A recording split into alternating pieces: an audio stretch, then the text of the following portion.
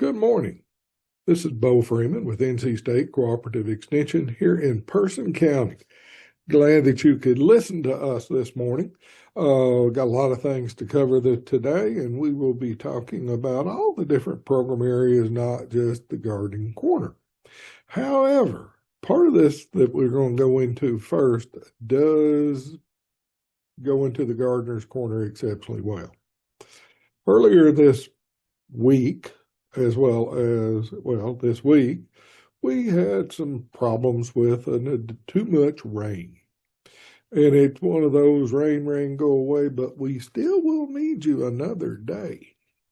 So on Sunday night, we had a part of the county had a deluge of rain.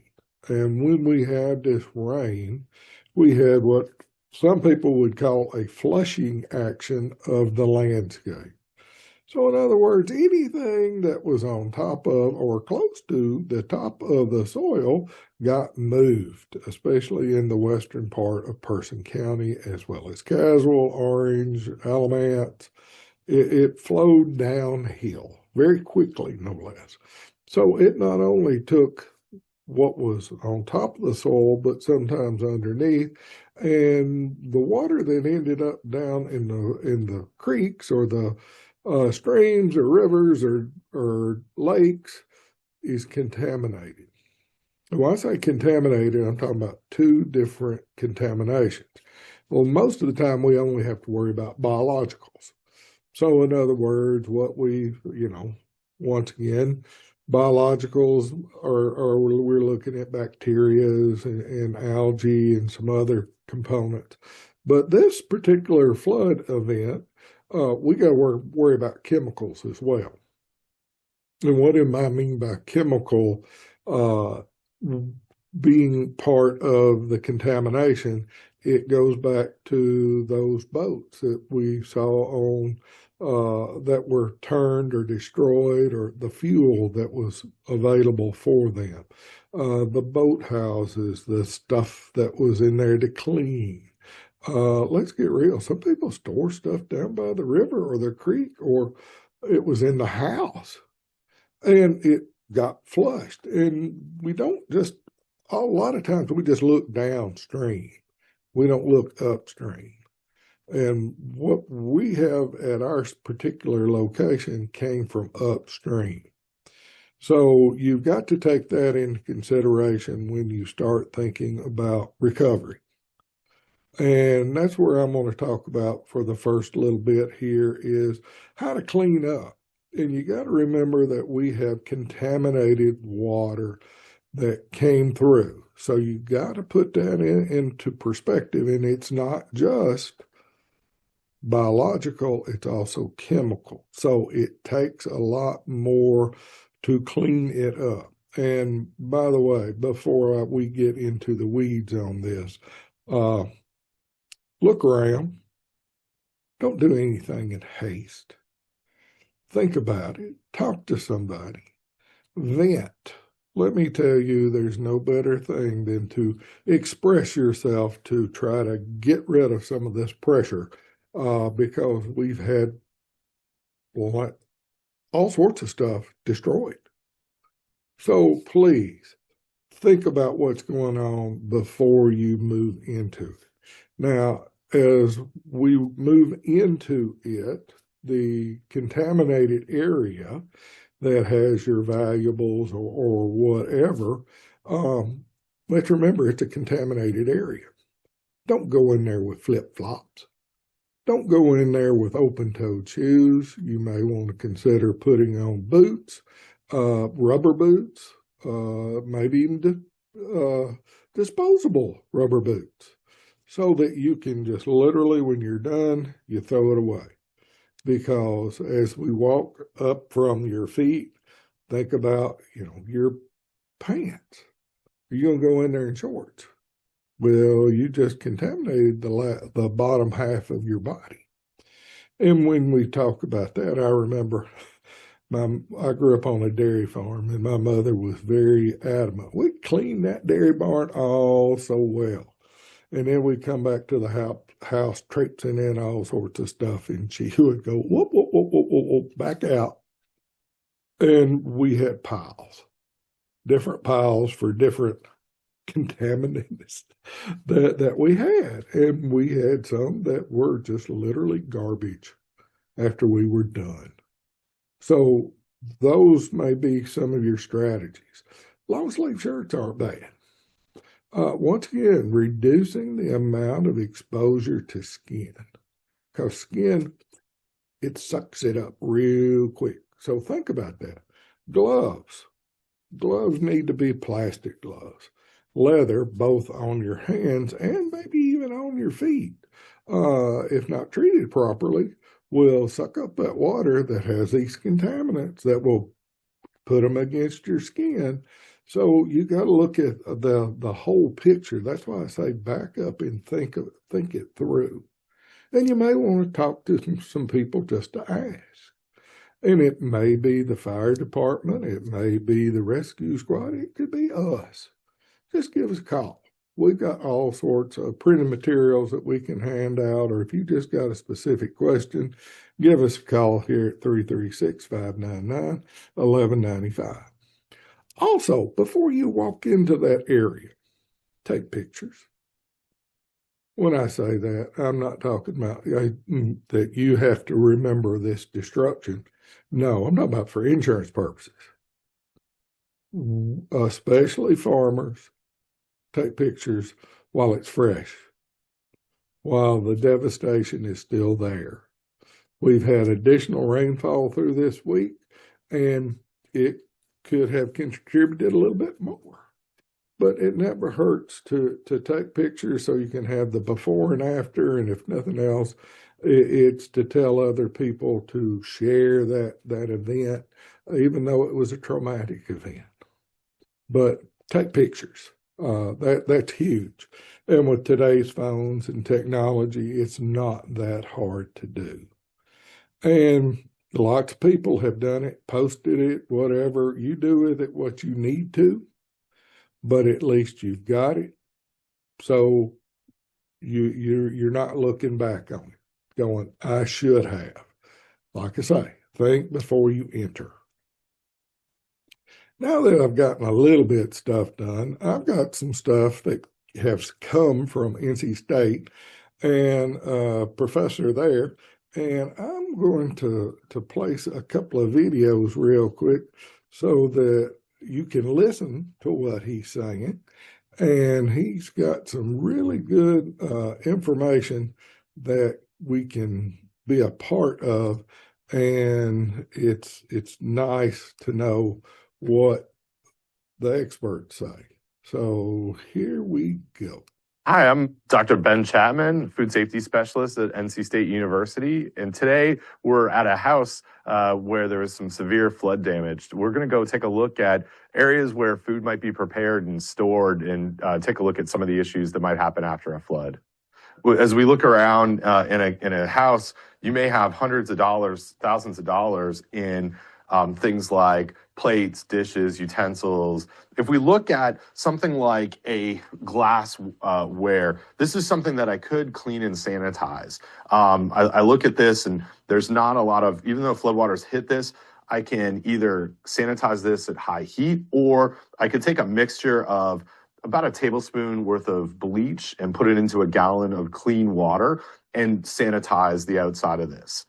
I move over to something like this, a piece of porcelain or earthenware here that has a crack in it. So inside here, this is a little bit porous. So any of the floodwaters could actually enter into this, and it makes it extremely difficult to clean and sanitize this type of dish effectively. So this is something that I would suggest it wouldn't be something that I would try to recover. Stainless steel pots and pans, similarly to what we saw with the glassware, is something that I can go ahead and clean and sanitize. Now, what I want to do, and I look at a piece of equipment like this, where there are some seams, it's possible that any of the contaminants get underneath and inside of this item. So what I want to do is take apart the handles as I clean and sanitize this. So it's not as simple sometimes as saying if it's metal, then we can salvage it, or if it's glass, or if it's porcelain. You really need to look at each individual item one-on-one to determine how well you can clean and sanitize it. For more information on this, contact your local NC State Extension office or go to the NC State Disaster Recovery website. Okay, we'll get a little bit more information from Dr. Ben Chapman, food safety specialist at NC State University. And today we're at a house where there was some severe flood damage. We're going to go take a look at areas where food might be prepared and stored and take a look at some of the issues that might happen after a flood. One of the most common questions that we would receive in Cooperative Extension about what to do when recovering from a flood is, what types of foods can I salvage? What types of foods can I not? And we have to really remember that floodwater, we really don't know the safety of it. We have to assume that when it's brown, when it's black, even if it's not changed color, that there might be different contaminants. It's overflowed from septic system or any other, maybe even chemicals that are around. And so food gets really questionable. And the rule really to follow in this situation is anything that is not in a watertight, sealed container really can't be salvaged. And when I say that, what do I mean? Well, even when you think about plastic wrap on the outside of a food that looks like it's watertight, there are often seams and other areas where water can get in. We do think about foods like canned goods, where that is something that could be salvaged. And these are commercially canned foods, not our home preserved or home canned items, where we may have some issues with the lids not staying on in a flood situation. But a canned good, you can remove the outside of the wrapper of that and do some cleaning and sanitizing of the container. But you really have to check to make sure that there's not any leaking from the seams or bulging before that cleaning and sanitizing happens. Pet food and human food really should be treated the same. We want to make sure that we are making sure that our pets are also as healthy and safe as we are. Pet food follows the exact same rules as it would be for human food, where a packaging like this wouldn't withstand any of the floodwaters that might affect it. And you can have water that permeates through that. It would definitely be something that I would say is at higher risk compared to something that would be in a totally sealed container, like tinned or canned dog food would be. For more information on this, contact your local NC State Extension office or go to the NC State Disaster Recovery website.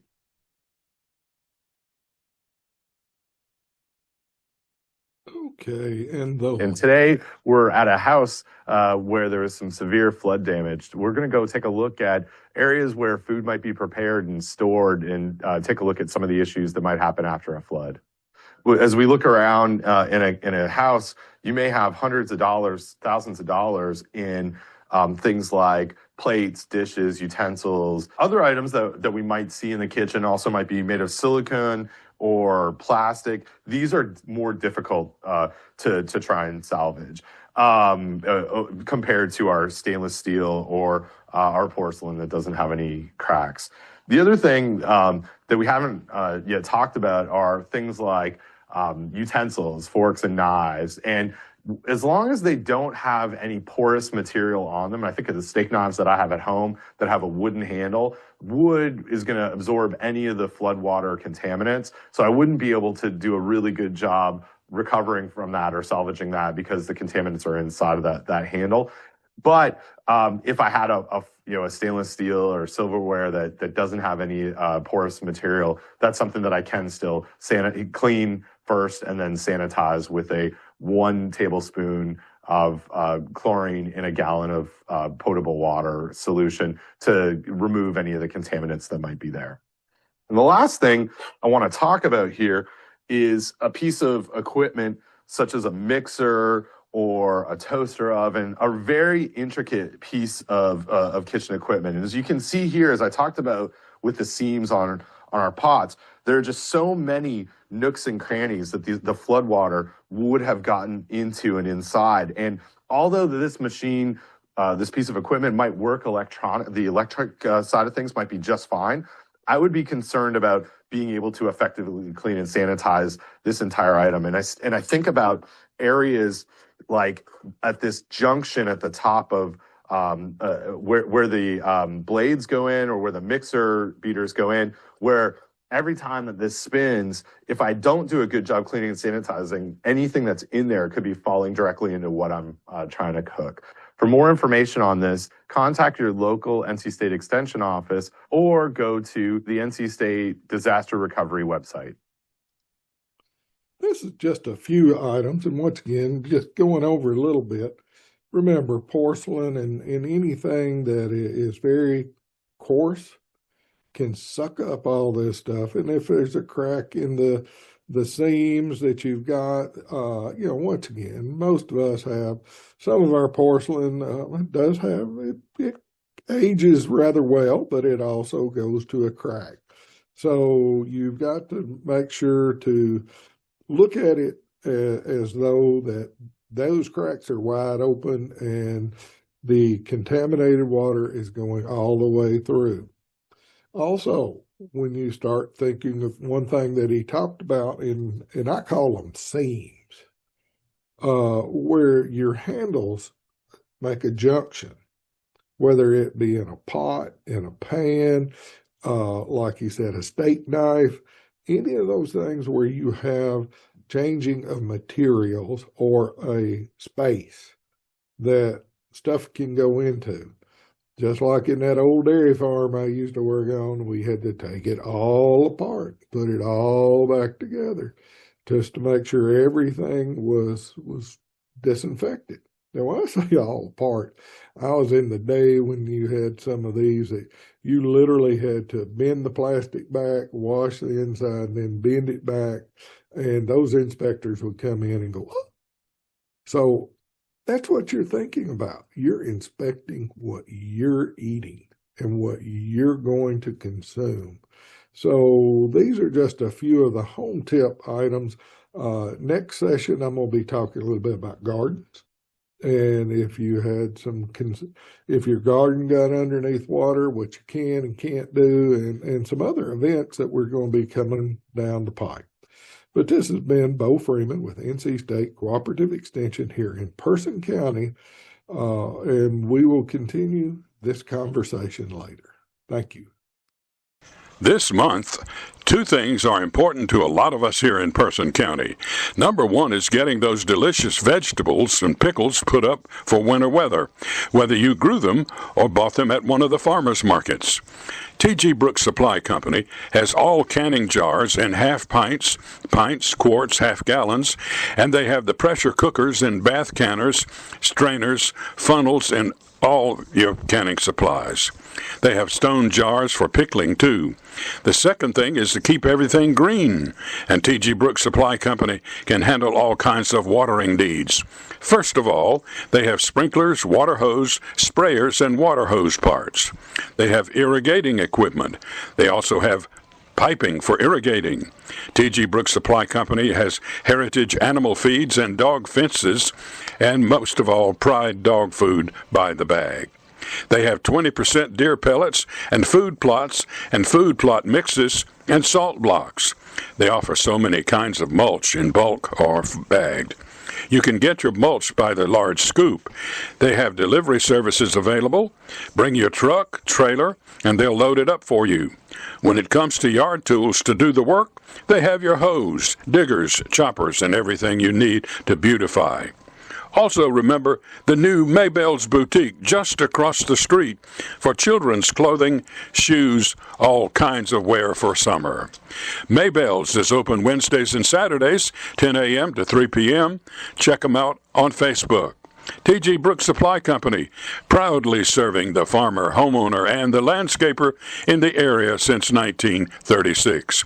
People have relied on 411 Helena Maria Road in Timberlake. Phone number 336-364-3016. Are you ready to tackle your next big project? Look no further than Milam Rental, now proudly certified as a woman-owned business. For all your equipment needs, whether it's excavating, landscaping, or aerial equipment, Milam Rental has got you covered. From big to small jobs, we've got the right equipment for you. Visit our website at milamrental.com or call us at 434-334-2884. Milam Rental, where one call does it all. Located at 5190 South Boston Highway in Sutherland, Virginia, not far from the Highway 58 and Highway 62 intersection. Glad you could make it back to see us. This is Bo Freeman. I'm NC State Cooperative Extension. This is the Gardener's Corner. The first segment of the program, we talked a lot about floods and your preparation before going into an area.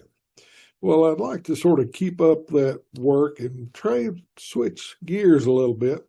And I'm going to let another person, NC State person who had a video on this, and let her talk a little bit more about some of the things that she does, because Sarah is the housing specialist.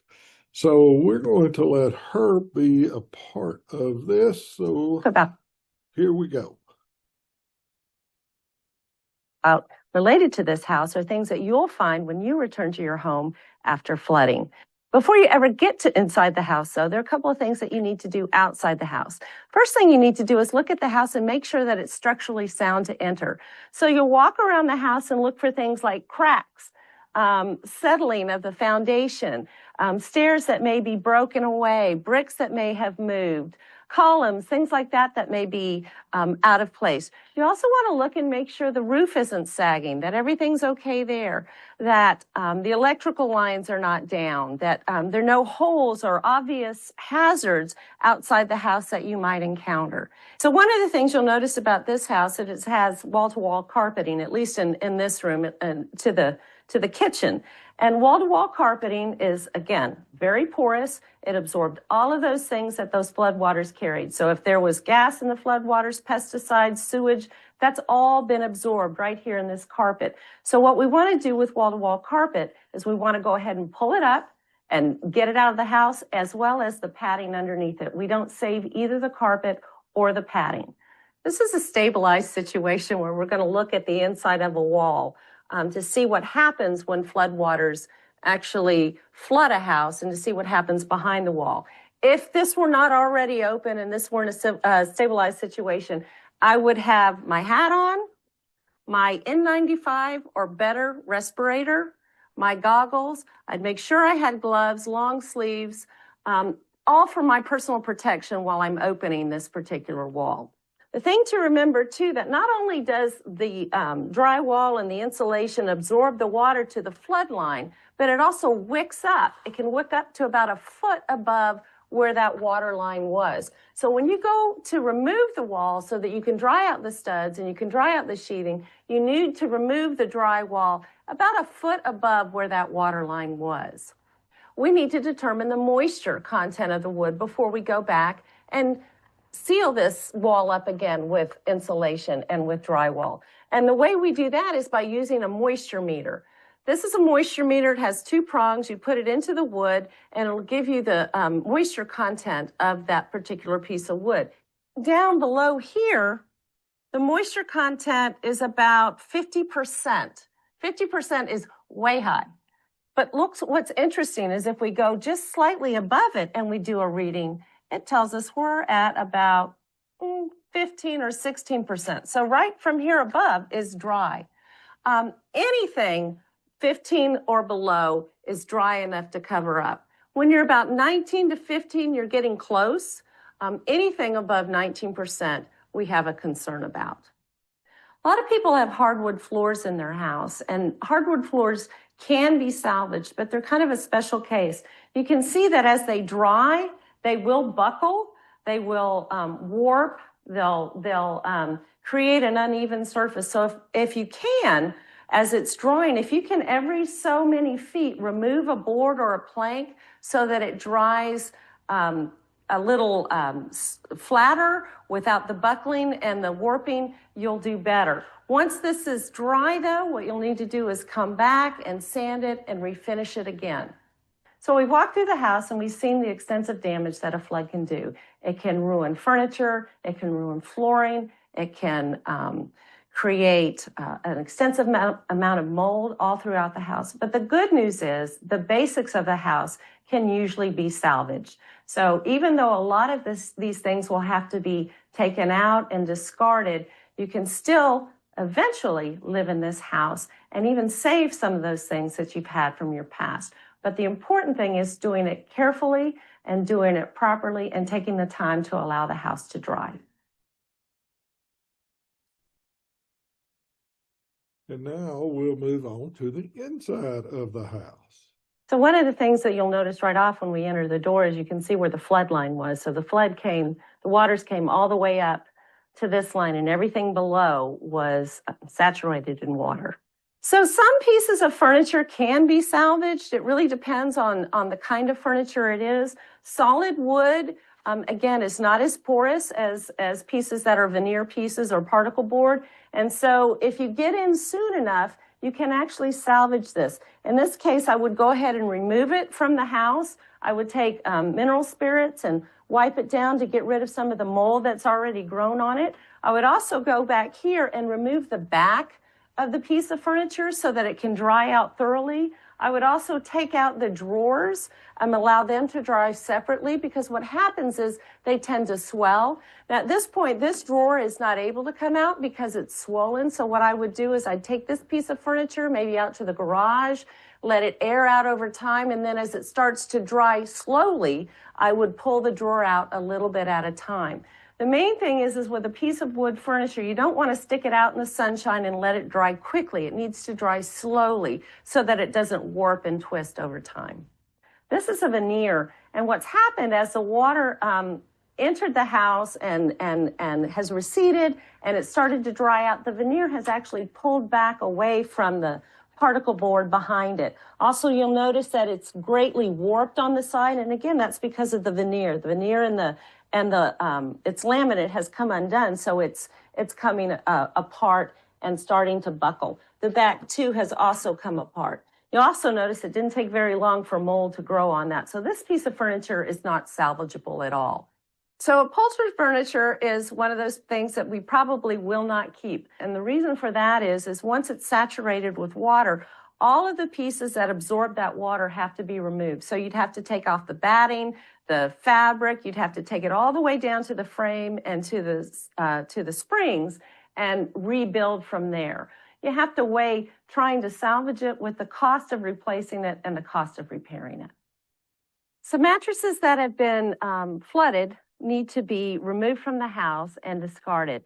One of the things you'll want to make sure you do, though, before you put your mattress out by the edge of the road to be picked up, is you'll want to take a box knife and cut a big X in the middle of it. And the reason you do that is so that somebody who is driving along the road and sees a lovely mattress doesn't suddenly decide, I think I'll take that home and use it for my family, because you certainly wouldn't want anybody else to be sleeping on a contaminated mattress. One of the things, too, you'll find as you look around is after a flood, everybody brings all of their things outside, the things that need to be discarded. And as you look around, you can see evidence of some of the many things we talked about in the house. You can see pieces of furniture that's warping, pulling away from the particle board or the wood underneath. You can see baseboards that have to be removed so that walls can be dried. You can see evidence of cabinets and other pieces of the interior of the home. Insulation, all of these things are things that need to be discarded, removed from the home so that the home can begin to dry out.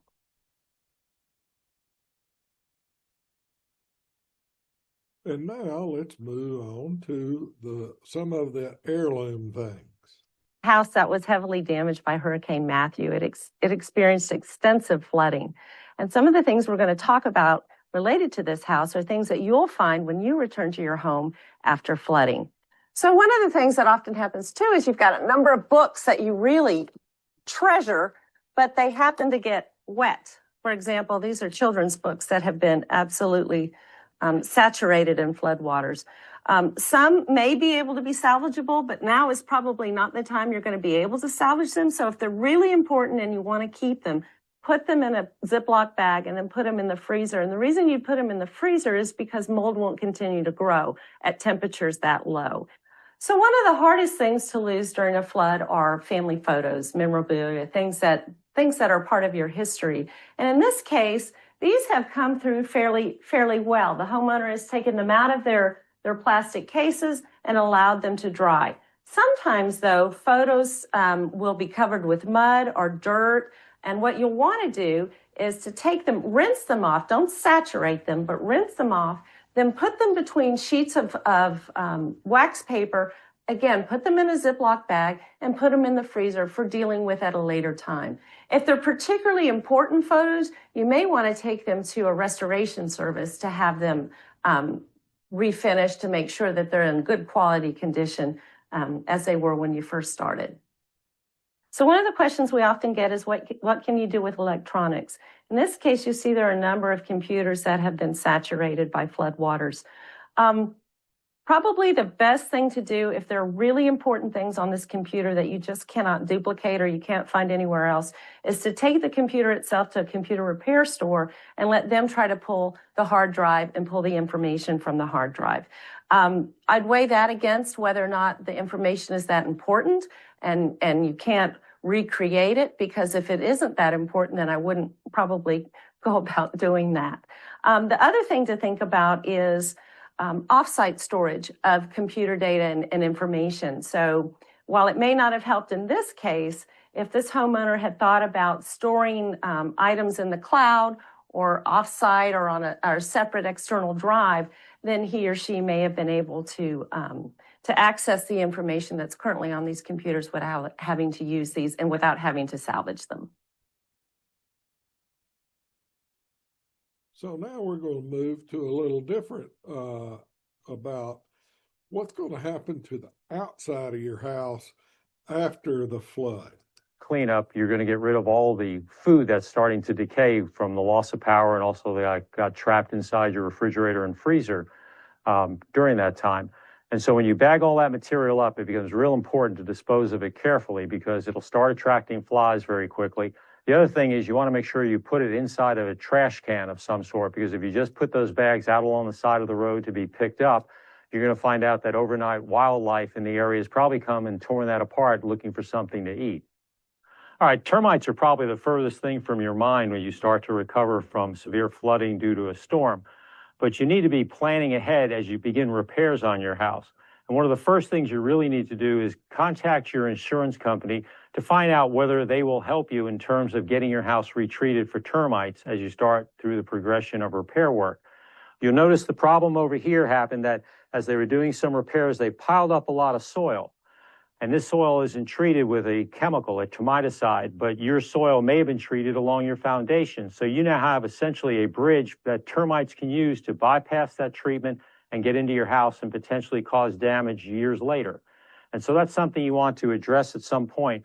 So if you have a contract with a termite company, you want to contact them as well and let them know where you are in the progression of work so they coordinate their work with your contractor as they do repairs, because they can get that treatment redone without disrupting the rest of the repair work as well. So this house suffered some structural damage as well from the flood waters undermining the footer, that poured slab on which your foundation sits. You can see the cracking all along this area right here. And obviously that's important in terms of the structural integrity of your house, but also because termites only need a gap about a 32nd of an inch, and they can go from the soil up into the wall and start feasting on your studs as well as on the floor system as well. So you need to get up again with your pest control service that does your termite work, have them coordinate their work with your contractor as they do these repairs to your footer. Okay, so this house has a termite baiting system instead of a liquid treatment of the soil. And again, if you think about it, a bait is something that the insects, in this case termites, are going to find attractive to eat. Unfortunately, the flood waters contain all sorts of chemicals, from oils to gasoline to pesticides floating off, and they have contaminated that bait station, so the termites won't feed on the bait at this point. So you again need to contact your termite company, let them know about the flooding, and they'll come out and they'll replace those baits for you. And they shouldn't charge you for that in most cases. If not, again, make sure you talk to your insurance company about covering that cost. So as you're cleaning up, of course, you're going to be making small piles of trash that hopefully will be discarded and carried away fairly soon. But in the interim, you got to keep in mind that as you make these piles, they can become homes for unwanted pests such as rodents, snakes, and other wildlife of the sort. You can see in this pile here, we have some discarded pet food and actually poultry feed. That's going to be a sure attraction to things like rodents, in particular raccoons and even opossums. So as you make these piles, realize that if you have to move any of these items, the longer they stay in place, the more likely they've been occupied by something else. And you want to protect yourself always when you're picking up anything like this, wear gloves. And make sure you can see where the ends of your hands are as you remove items. Don't stick them into a deep hole because something could be occupying it. So just use a lot of common sense whenever you start to move piles, especially if you're moving them into a truck to be taken to a landfill.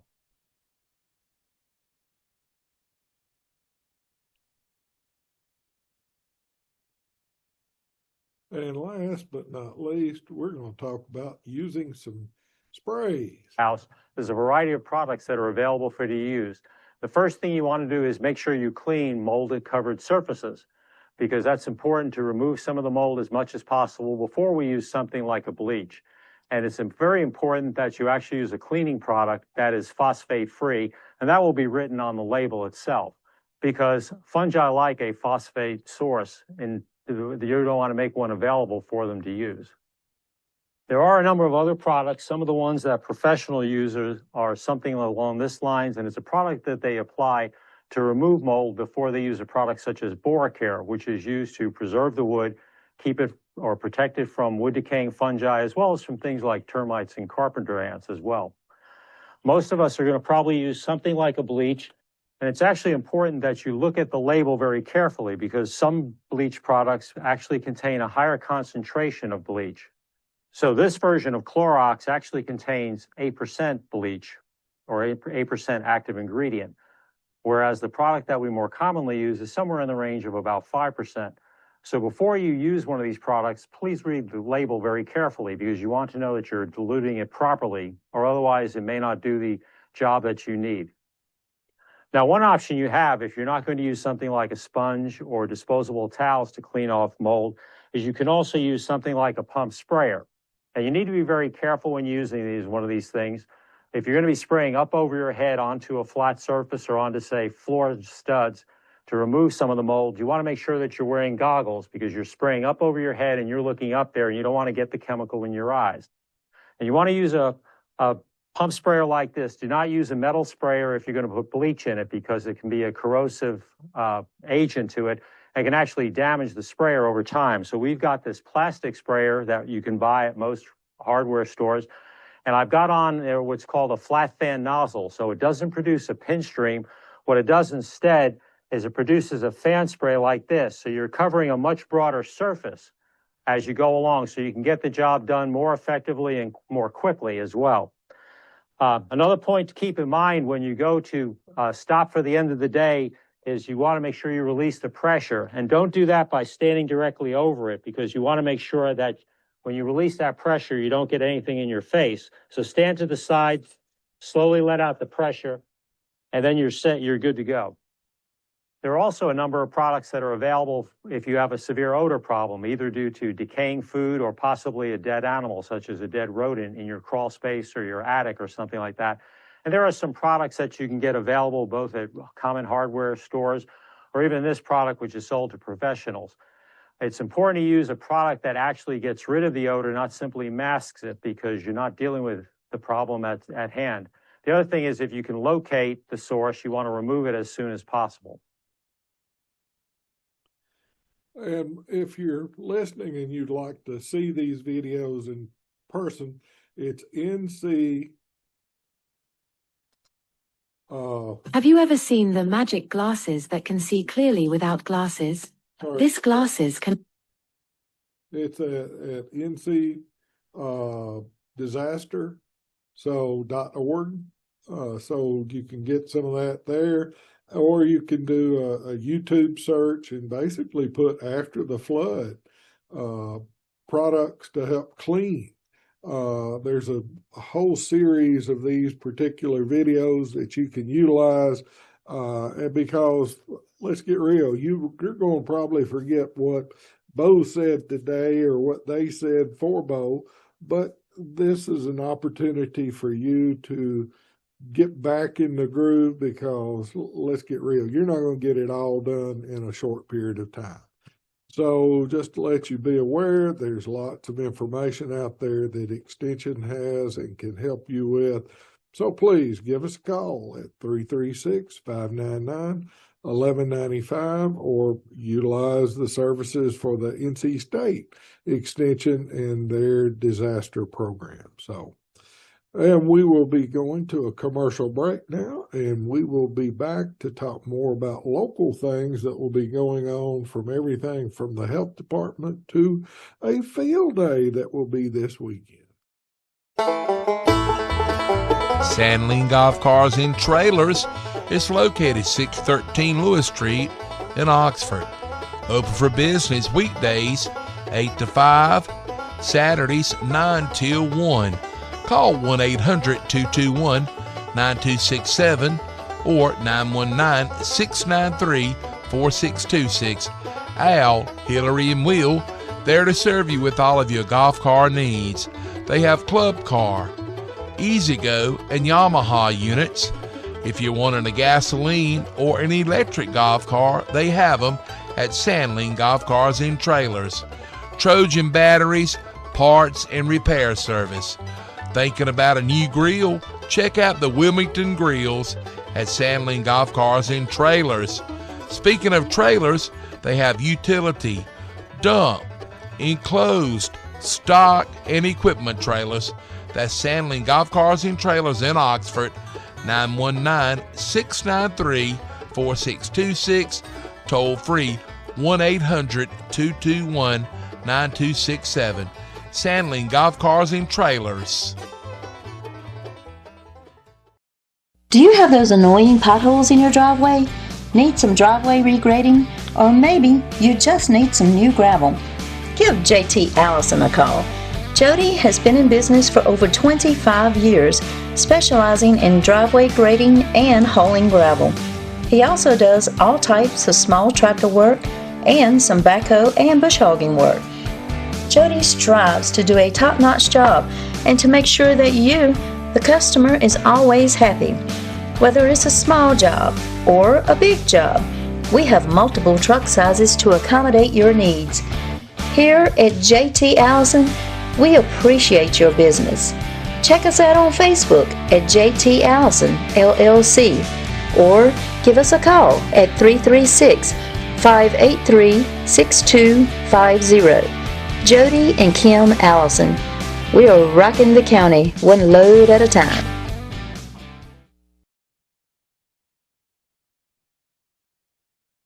Thanks for coming back. This is Bo Freeman again with NC State Cooperative Extension here in Person County. I want to say thank you for listening. And once again, I'm going to finish up a little bit on the flooding scenario, and then we'll move into some of our programs that we'll be having. But one of the things that we've been questioning on is gardens. What can we do if the garden got underneath the floods? Once again, contaminated soil it's contaminated. Anything that was above ground that came in contact. So any type, and this is where I learned a little bit myself, was this is discard. This is not to be put into compost, which is different in that because we have chemicals, we don't put it into the compost. Because usually if we do a good job of composting, it reaches that 160-degree mark and it gets hot and we don't have to worry about the biologicals. So, but with the chemicals, they're still going to be around. So we don't compost any of the stuff that was contaminated. So when we start talking about surface crops, anything leafy, greens, tomatoes, corn, that where the actual corn, I'll say, If it got up all the way over the top of it, nah, don't go there. Just destroy it and take it somewhere else. Any underground crops, you think, oh boy, I can save my peanuts or my sweet taters.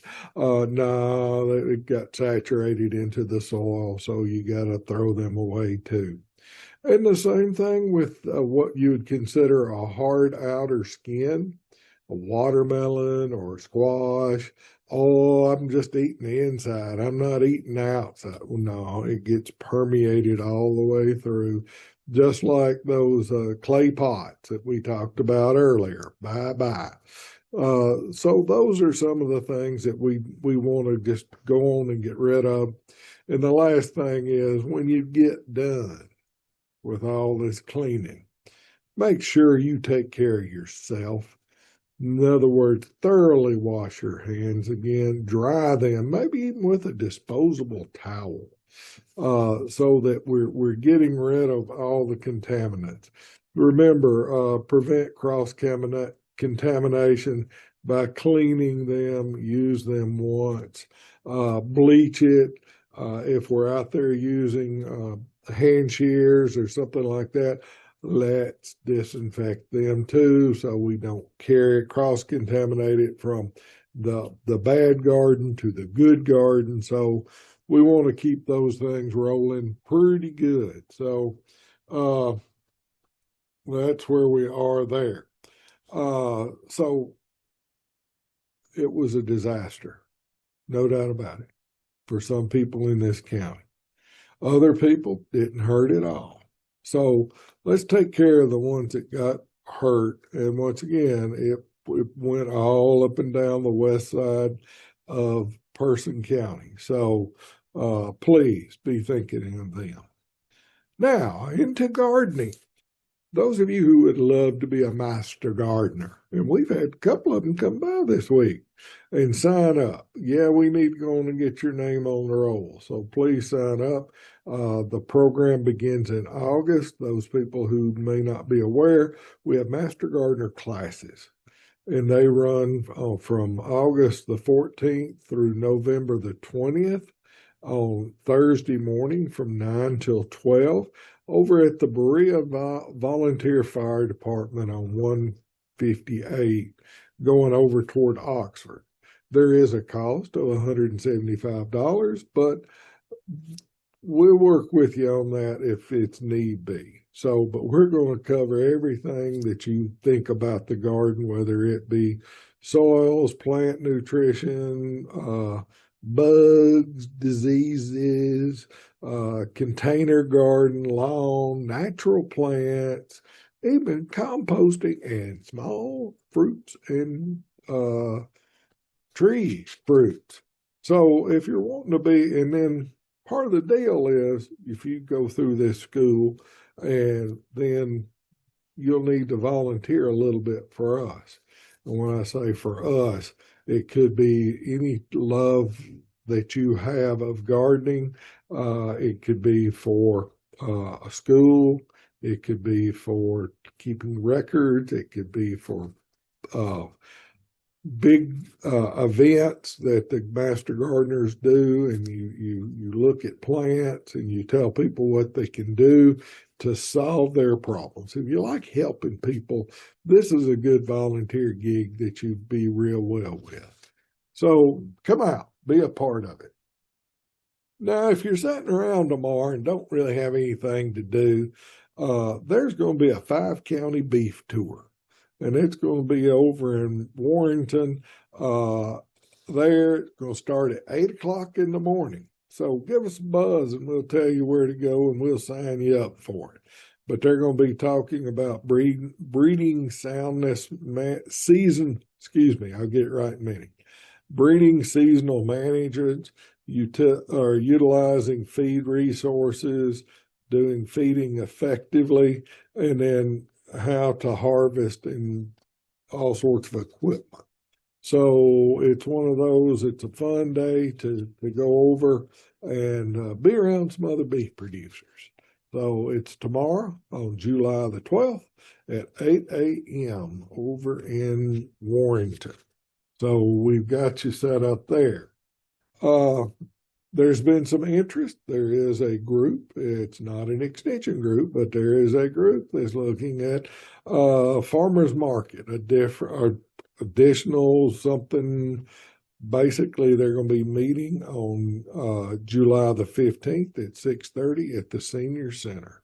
And once again, good conversation. You may learn a little bit more about what produce is available here in Person County and what we have done. While we're speaking about produce, I was involved with a food distribution over with the Person County School District at South Elementary. And they got a grant with Healthy Generations and with a cohort of Nevada. And we actually got local foods to be in the food distribution. We passed out 200 boxes of local food. When I say local, you put a little pin in the middle right there at the school, everything was within 30 miles. So we got everything from blueberries, blackberries, tomatoes, corn.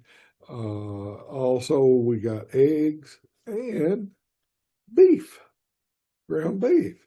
And we put those but the participants had to listen.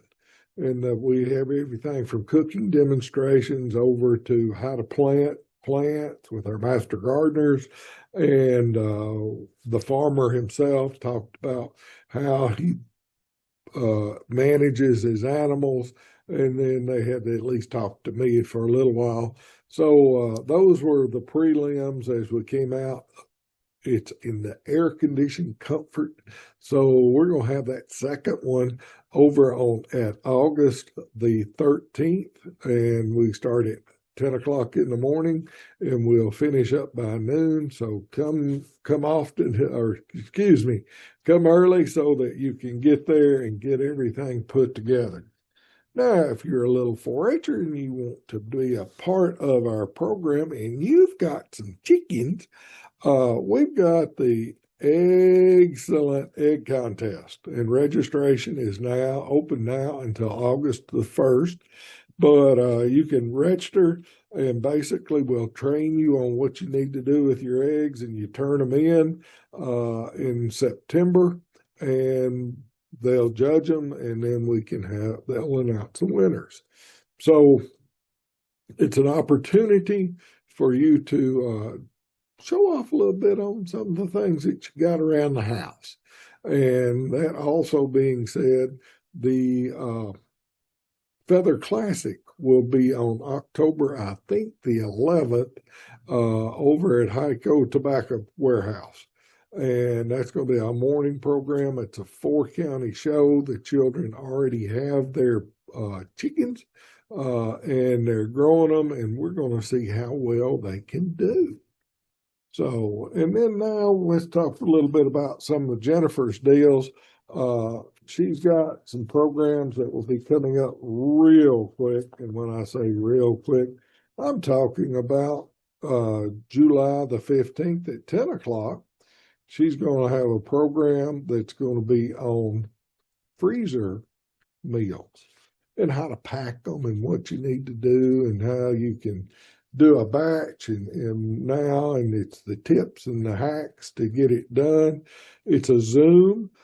And basically all you have to go to is go.ncsu.edu/freezer. And you can sign up for that. And then same day, that night, she's going to be having a program over in Oxford on learning about preserving food. And so call up here, and it's a free workshop so that you can get your name on the list. And our number here is 336-599-1195. So we've got that, as well as save the date. We are now have the date for Aging with Gusto. And you may want to say, what do you mean by Aging with Gusto? This is one of my fun, is a wonderful program I feel that we put on, and Jennifer takes the lead on it. But it's going to be August the 26th, and we're going to start at 9 o'clock and be over by 12, and it's going to be here at the Extension office. But basically, you've got vendors that will be there talking about things that will be for the senior audience. So please come out and we can help you out on a lot of this kind of stuff, and it will move forward pretty quickly. So she's got those components coming in. Now, as we come to a close, I got some more stuff. Remember, the health department has got a survey. Let your voice be heard. Or let your voice be heard. They've got surveys, and you can either go to the health department. We've got some here.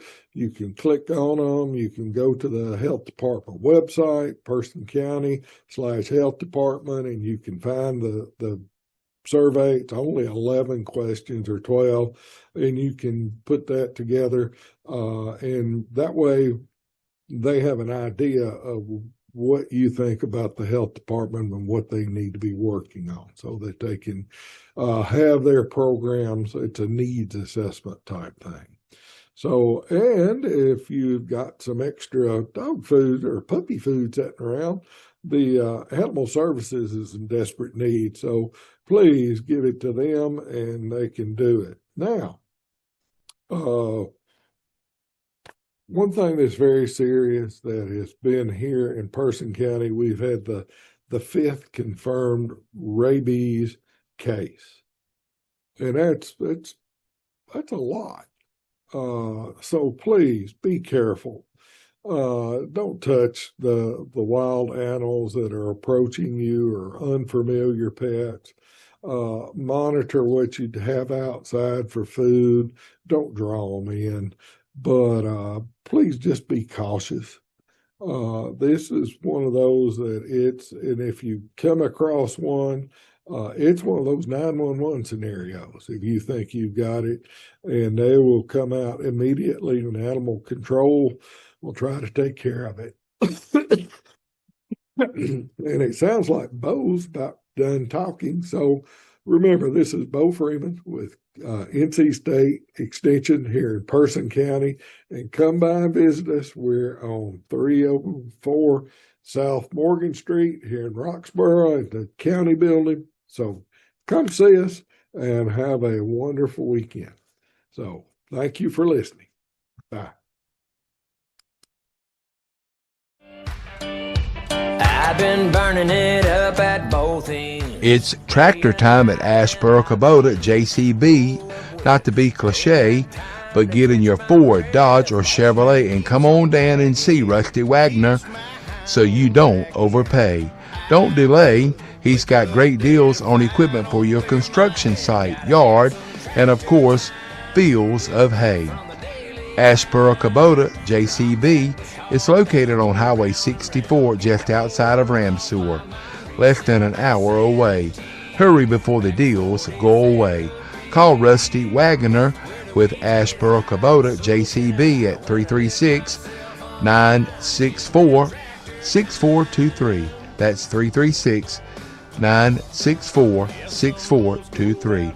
Rusty Wagner with Asheboro Kubota JCB. Gotta have some tractor time, little break from the daily